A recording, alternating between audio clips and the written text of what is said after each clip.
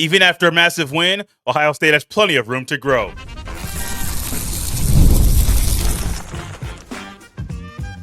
You are Locked On Buckeyes, your daily podcast on the Ohio State Buckeyes. Part of the Locked On Podcast Network, your team every day. Welcome in, Buckeye fans, to your Hump Day edition of Locked On Buckeyes, which is your daily Ohio State podcast for the Locked On Podcast Network, your team every day. I'm your host, Jay Stevens, veteran sports talk host, delivering passionate coverage about your Buckeyes. And today's episode is brought to you by Monarch Money.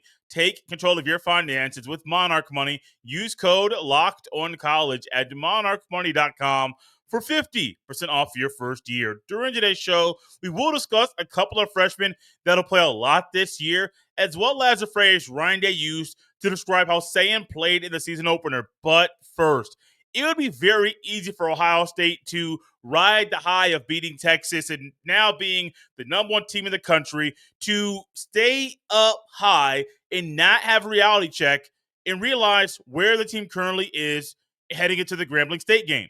Ohio State's win over Texas is huge. It was a big statement that this team was not falling back or not in the midst of a national championship hangover, but they're taking the necessary steps to get better in 2025. And while taking necessary steps to get better in 2025, you go back to the film and you easily see, well, there was a misassignment here. There were missed blocks here. There was a hole here that should have been bigger, or there was a hole here that should have been, it had a running back go through it, but there was on defense. Well, why do they have 166 rushing yards? Everyone's marveling and oohing and eyeing about the defense, but in reality, the defense wasn't perfect. They made mistakes too. And for Ryan Day's team right now, well, Ryan Day mentioned a lot about the offense and some things the offense can do. The defense can do some things to get better as well. This team has a lot of room to grow over the next few weeks and months because this team is not a finished product. Nobody knows the identity of this football team yet. Nobody. Now, maybe inside the Woody Hayes Athletic Center, maybe they have an idea about what the identity might be of this team in the future. But as it stands right now, Ohio State is still trying to figure out what the identity of this team is going to be, which goes into why you must stay focused. You can't look to your right and look to your left and just go with the wind of whatever way it's blowing on that day. You must stay focused, have tunnel vision, and realize that win was great.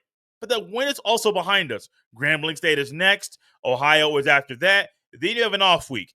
And then the real nuts and bolts of the identity might be able to be figured out by that point. But even then, you still won't know until you get into 2 or 3 more Big Ten games. For Ohio State right now, they're in a good spot. They're in a really good spot. You're at the top of the charts. You're number one in the AP poll. Great. Hats off. Ohio State earned that. They earned the right to be the number one team in the country. But now that just makes the X on their back a whole lot bolder. You're everyone's Super Bowl. When you're everyone's Super Bowl, you can't just stay stagnant. You must continue to grow. And Ryan Day mentioned a couple things that he is emphasizing right now in areas that the team must get better. These are things on the offensive side of the ball, but even on defense. I think on defense, there's one clear area that this team can get better in, and I'll dive into that in a little bit. But Ryan Day talked about how the team, the number one thing for this game was to win. They wanted to establish an identity in terms of playing physical. But he went on to say this, quote, "I think you saw that.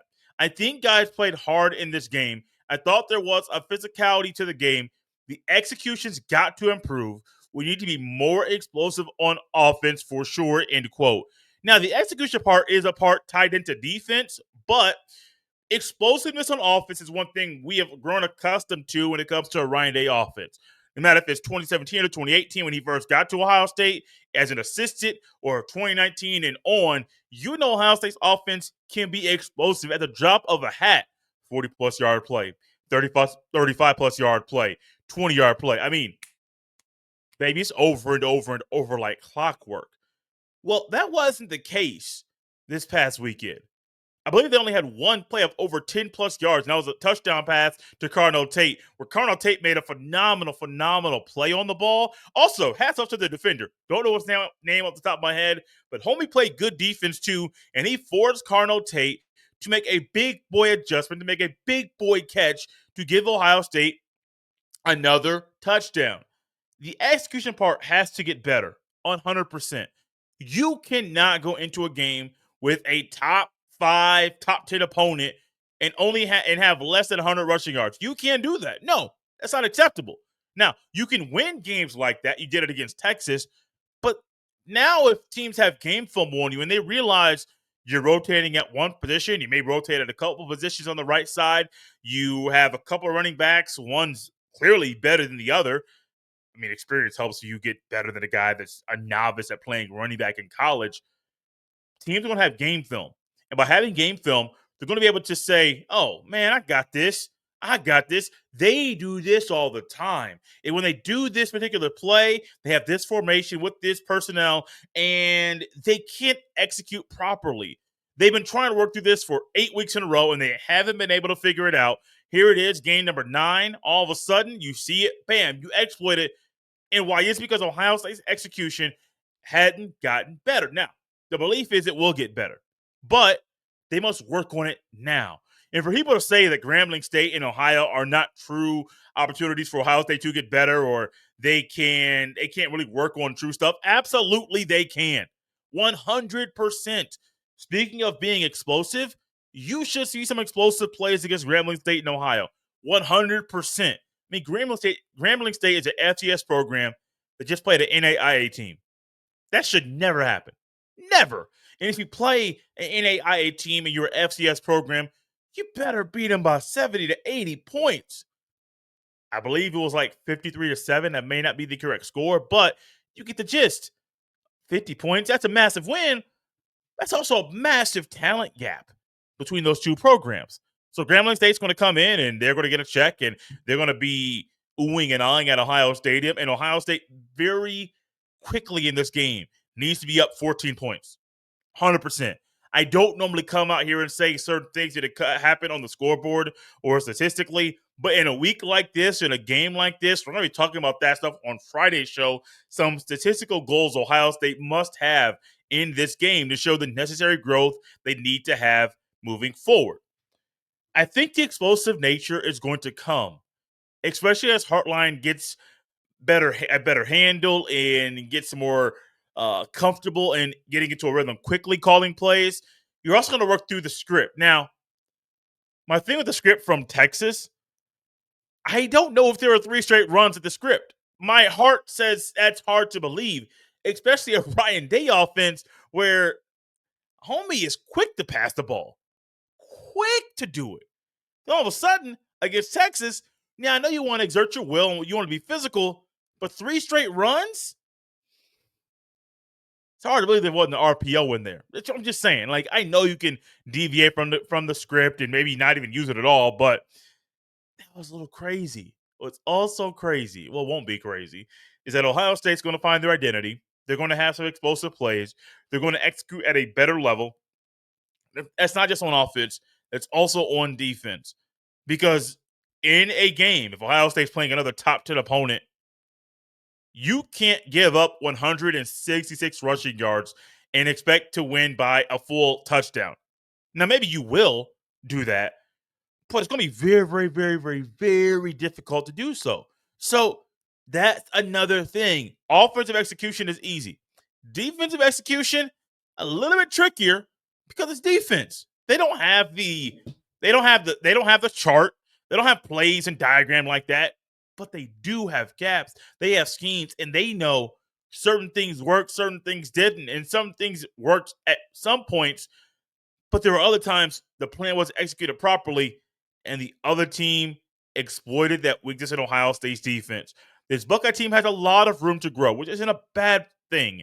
It's needed to realize that and also to get better as a football team. Also, to get better as a football team, Ohio State needs Julian Sayin to play the same way that he did against Texas over the next couple of weeks, because Ryan Day used a 2-word phrase to describe how Ohio State's QB1 played in the season opener.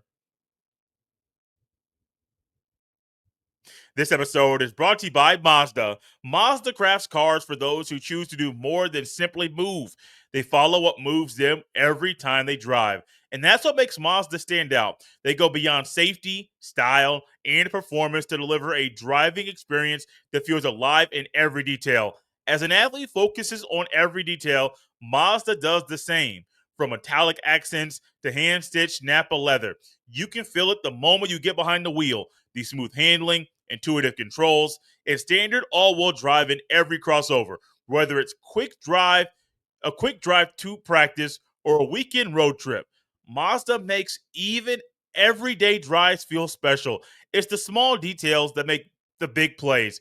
And just like there's more to every player, there's more to a Mazda vehicle. Mazda, move and be moved.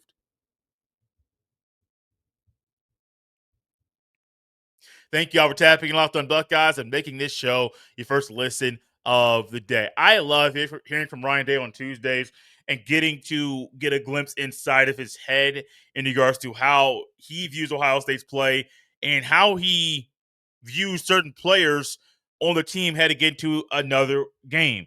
And Ohio State right now is in a really good spot. They have a really good quarterback at kind of wowed a lot of us in the way that he handle the pressure of playing Texas week number one.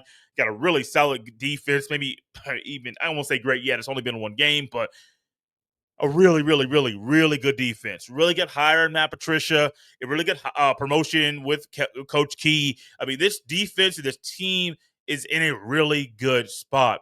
They're in a really good spot because of Julian Sayin. Well, partly because of Julian Sayin, because this young man was an individual whose stat line wasn't sexy and didn't jump off the screen, but he graded out as a champion in his debut as Ohio State's QB1.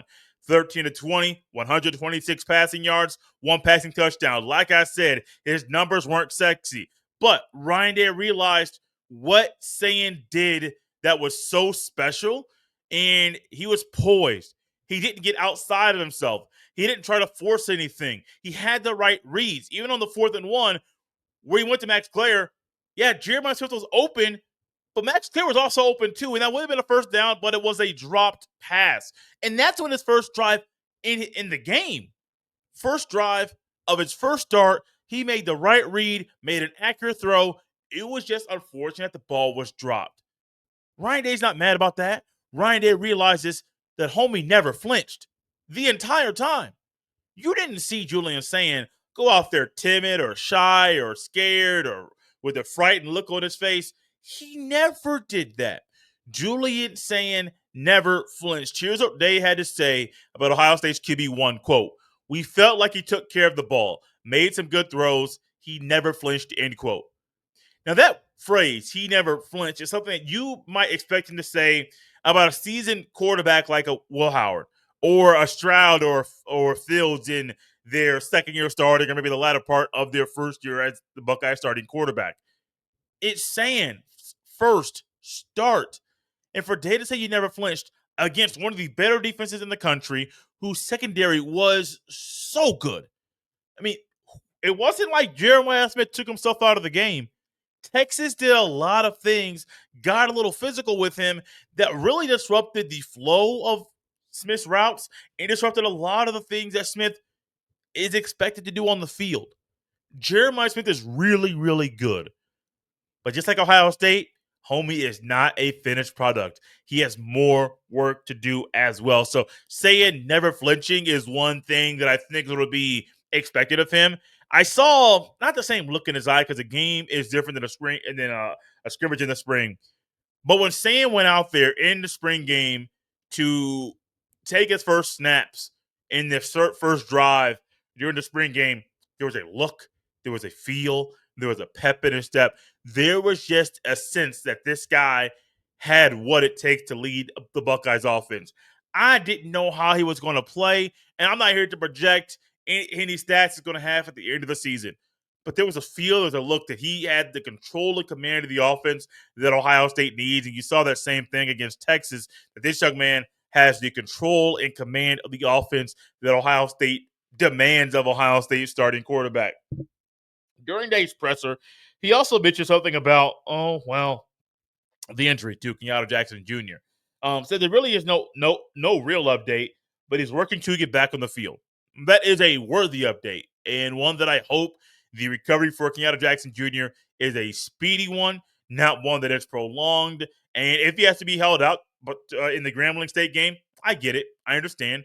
Hopefully get him back for the Ohio game, get him a week off after that before going out to Pacific Northwest to play against Washington, which is a really tough place to play. Almost a sneaky tough place to play.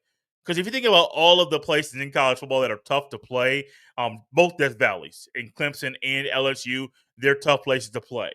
Florida State is a tough place to play. Ohio State, the Big House, these are tough places to play. USC, LA Coliseum, not really. The Rose Bowl for UCLA, not really. Those aren't really tough places to play. Austin Stadium and Husky Stadium, those are difficult. Ohio State went to Austin Stadium a year ago to play Oregon. We all remember what happened on that day. And going to Washington to play the Huskies is going to be difficult. Not just because Washington is talented, but because that's a wild and loud crowd that'll be there for that day.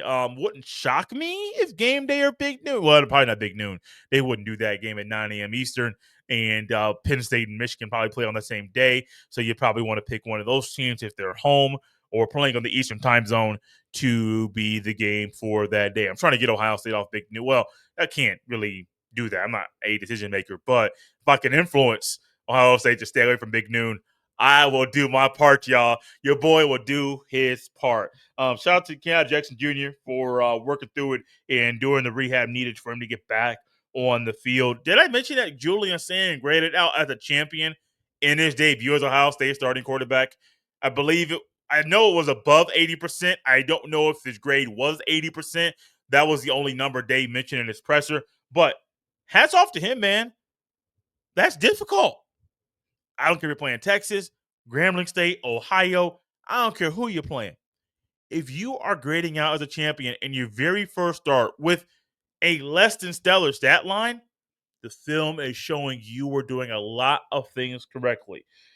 Ryan Day also mentioned something about the running back tandem of CJ Donaldson and James Peoples. And I believe it was Dave Biddle of Bucknuts who asked this question today in regards to who's going to start, what the pecking order is going to be. Biddle said that he expected James Peoples to start, but Donaldson got the first snap in the game against Texas. So he was curious what the thought process was behind that and what is it going to be moving forward. Pretty good thought, but also it doesn't really matter who starts.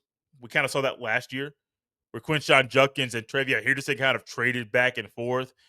I don't think Henderson had over 2 games with 10 plus carries. I could be wrong, but his workload was way down, and they allowed Judkins to be the more physical, grueling type of runner and also allow him to carry the rock a little bit more. And I'm not mad about it. We all know that Henderson does not last very long. He is very, very fragile. And if Ohio State tried to get him to tote the rock 15 to 18 times a year ago, one, it could have disrupted the flow in the backfield between the two running backs in their chemistry. But two, who's to say Henderson's able to last every game that Ohio State had a year ago? Nobody knows. I'm not going to sing that old song. Nobody knows the trouble I've seen. I'm not going to do that, pull that out. Every now and then, my dad did that when I was younger, or really when he was preaching it at the church he started. He'll pull that out. People start laughing. I am not going to do that here, at least not right now. I might do it later if things get bad, but I'm not going to do it right now.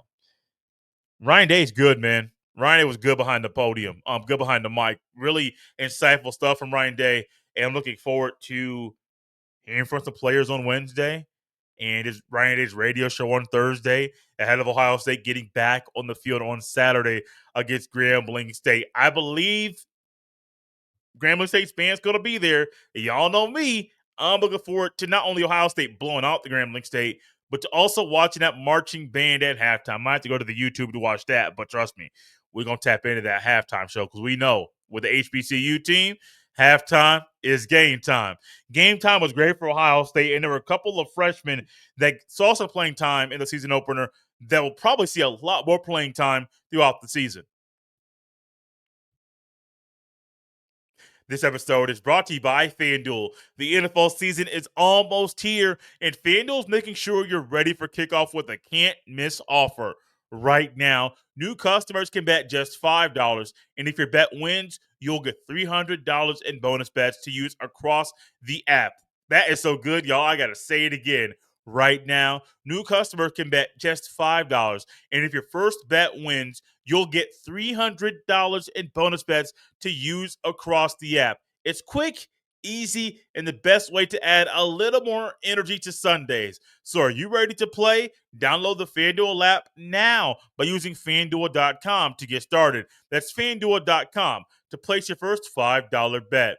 This episode is also brought to you by Monarch Money.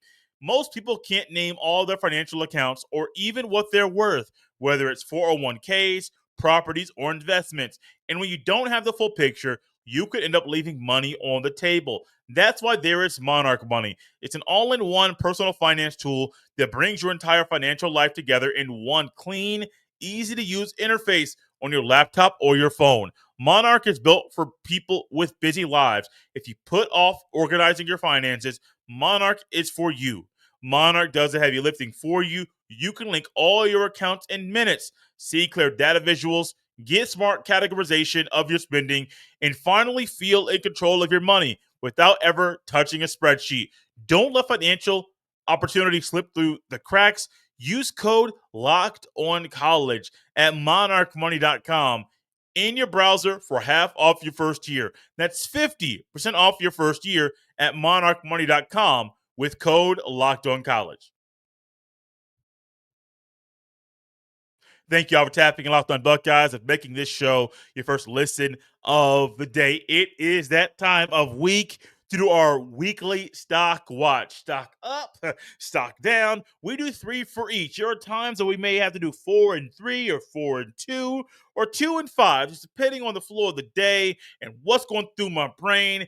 That will dictate what's going to happen on the show. But we got 3 for each, 3 for stock up, 3 for stock down.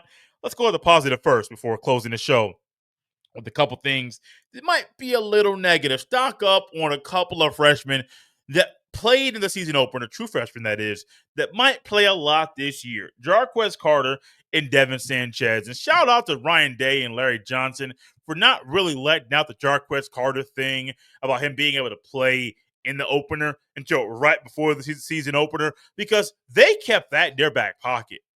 They realized Jarquez Carter is special, a special young man.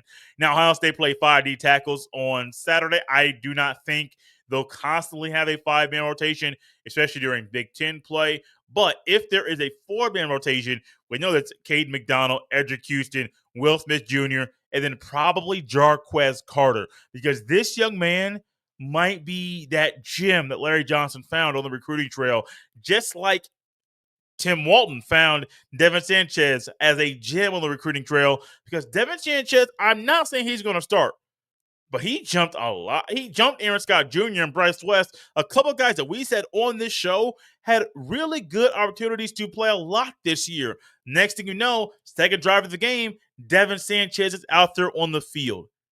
That's big, man. That is huge. One, it's a recruiting win for Ohio State. If you go out there and get a guy that's a high 5-star, and then you keep him and you develop him, and before he even plays, you're like, wow, this guy has the goods. So hats off to Ryan Day, the recruiting staff, for making sure that they got Sanchez on campus, but also for developing Sanchez this offseason so he's ready to battle with Texas.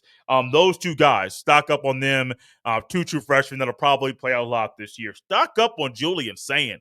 What a debut. Throw the numbers out the window. Homie was poised. He was precise. He was in control. He had command of the offense. He took care of the football. He did everything Ohio State needed him to do. Even when he went to the sidelines and Ryan Day said that Sayin was saying what he was seeing. See, it's a tongue twister. Almost tripped up right there. Sayin was saying what he was seeing, which is a sign of a mature quarterback, because a lot of quarterbacks, they play 3 or 4 or 5 years, they see something on the field, they go to the sidelines, and they can't say what they saw. But Sayin could do that. I'm not going to try that tongue twister once again. Not right now, maybe tomorrow. But Sayin is good, really good. He could have easily had 250 plus passing yards and 3 plus passing touchdowns if Ohio State literally tried to go away from their conservative play game plan. If they tried to go away from it, you would have seen Stan have some pretty good numbers with some guys like Smith and Ennis and Tate and all those weapons getting into the mix. So Stan, stock up for you. A stock up on the fans and the atmosphere. Ross Bjork made it very clear throughout the offseason that Ohio State was going to do some very specific things to amp up the atmosphere and the energy in the stadium. Because Ohio State, unfortunately, is known as, some may call it as, the wine and cheese crowd. It is not a raucous college football environment. I wouldn't say it's the stale or the, not stale, corporate feel of some NFL games. I wouldn't go that far.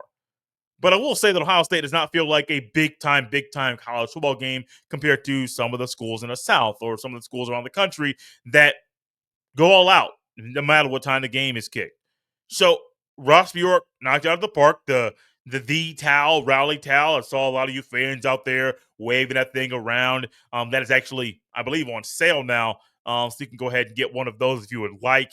And the Brutus entrance, the Brutus is going to come in a different way every single week. That was huge. Moving the presentations to one centralized location, that was very big. The music and the fire, I can't think of the right word, pyrotechnics maybe, that might be the correct one. But a lot of the things that Ross Bjork said were going to happen, they happened, and it showed up in a big way with the atmosphere. If you went to that game, hey, I'm clapping it up for you, because baby, y'all knocked it out of the park. Y'all were a big reason why Sark and Arch Manning were flustered throughout the game, because it was so loud. And even Matt Patricia talked about how loud it was in his post-game presser, saying it doesn't get this loud in the NFL. Not at all. And he really enjoyed how loud fans like you were during Ohio State's win over the weekend. Stock down very quickly. These are things that some of the everydayers know about. If you're not everydayer yet, you'll quickly know that some of these are things that I believe wholeheartedly. Stock down on playing an FCS opponent. I never, ever, ever think Ohio State should play an FCS opponent. And really, I was thinking away from the G5 too. I'm a big proponent. I know this is probably never going to happen with the current structure of college football, but I'm a big proponent of Ohio State and other schools only playing power conference teams. Here's the kicker. That's only going to happen if the power conference teams and Notre Dame break off and they're only playing those teams in their league. When there are G5 and FCS that are available for you to play, you're going to play those games. You're going to pay a check to a school to come to you. You should blow the doors off of them, but you're going to play those games. Youngstown State, Ohio, some of the in-state, Bowling Green. You're going to play some of those, and I understand why. I just don't like it. But I wholeheartedly don't think an FCS program should ever, Youngstown State, should ever play at Ohio State. Never, ever, ever. It shouldn't happen. Stock down on them drop passes. Think about how we will be talking about saying if those passes weren't dropped. 4th and 1 to Max Clare. A couple balls thrown to Jeremiah Smith. Brandon Ennis even had a drop pass. 4 drop passes. Now, I honestly gave him, in the postgame, I gave him an extra 3. If you give him an extra 4, what's that, 17 of 20 in your debut? Sayin's looking pretty good right about now. But I definitely think those drop passes, I never like drop passes. I don't think you do either. So it's not just a J thing. This is a football thing. Nobody likes a dropped pass. So it's going to be a little sarcastic, but it's reality. Stop dropping the ball. If it hits both your mitts, let it stick to both of your mitts, tuck that thing in, and go up the field. That's what is supposed to happen. And then also, stock down on lack of offense in week 1. This is something that came up, and I'm trying to find the correct stat because it was kind of eye-opening to me how poor the offense moved in that game against Texas. 203 passing yards of total offense, tied the 2023 Cotton Bowl against Missouri, a game that Ohio State lost 14-3, for the fewest yards The Buckeyes have gained in a game in the Ryan Day era 3.6 yards a play is the second lowest yards per play average in the Day era, only to that loss to Missouri. Let that sink in. It was tough for me to hear that. Actually, tough for me to read that and to hear that as well. It's probably tough for you to swallow that pill as too. Now, put yourself in Ryan Day's shoes, where I'm sure that stat came to Ryan Day, came across his desk, and he's kind of disgusted. We have all this talent, shuffling things on the offensive line. Got a guy in Onionwa, thought he was going to be a left tackle, thought he was going to be a right tackle. Now he's kind of moving back and forth between right guard and right tackle. Got a new guy in Phillip Daniels. Tegra's still there. Hensman's still there. Montgomery is still there. Searville's still there. A lot of guys are still there. Smith, Tate, Ennis. And this was the offensive output? Oh, and that number is not because of Texas. A large part of it is, but a lot of that was Ohio State getting in their own way. So moving forward, I think Ohio State should open up the playbook. Crazy thought to have, right? Ohio State has way too much talent to have the conservative game plan they had this past weekend. I understand why you did it for Sayin's sake, but let's be real now. If Ohio State opened up the playbook, they could have beat Texas by 2 scores. That's not a crazy thought to have. I could say something crazier, or some might say it's out of pocket. I wouldn't think it's out of pocket, but you might. So I will spare you for that. And that may come up later down the road, even though it's not really relevant because Ohio State won the game 14-7. Texas Longhorns, I know you're going to get annoyed with me. Fans are going to get annoyed with me for saying that, but it's reality. That Texas came to the shoe and walked out with another L. Thank y'all for tapping Locked on Buckeyes and making this show your first listen of the day. And Ohio State, in that game against Texas, it was a big moment. Ohio State is now the number 1 team in the country. That's another big thing for Ohio State. And Locked on is in the midst of another big moment. Locked On and Fire TV present College Football Kickoff, your ultimate college football weekly preview. Drake Toll of Locked On Big 12 leads the conversation alongside 2-time AP Coach of the Year Gary Patterson, former college star Jesse Holley, and Locked On's local experts. A college football preview only Locked On can do. Catch College Football Kickoff every Thursday throughout the season, only on Fire TV. You can follow me on any social media platform at jstevens07. Send every email to jstevens317 at gmail.com. Let's head to Locked On Buckeyes on a hump day. We'll see you next time.